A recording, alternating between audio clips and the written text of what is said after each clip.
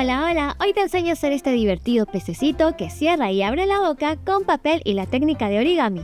Ideal para hacer con tus pequeños, así que no te la vayas a perder y comencemos. Para hacer el pececito utilizaremos hojas de colores y en una de ellas cortaremos un cuadrado de 18 por 18 centímetros. Luego, en todos los lados del cuadrado colocaremos guías cada 6 centímetros.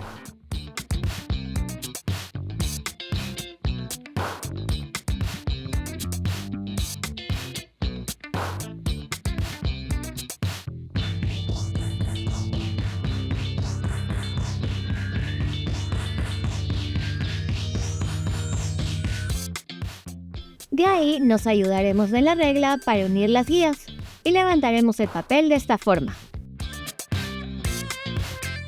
Luego doblaremos muy bien donde quedó la línea y repetiremos eso con las demás líneas guía.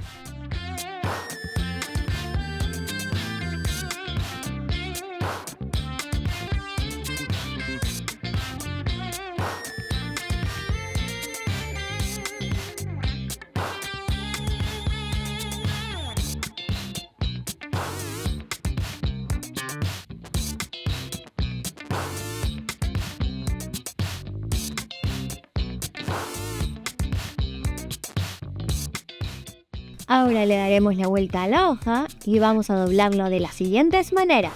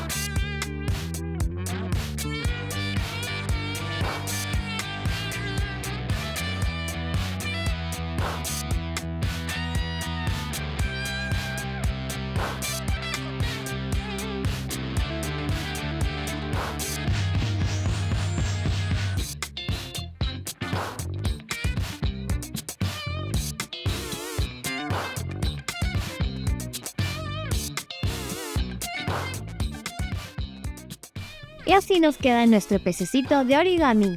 Ahora faltan los ojitos, así que para eso podemos dibujarlos o también podemos utilizar estos ojos móviles para hacerlo más divertido.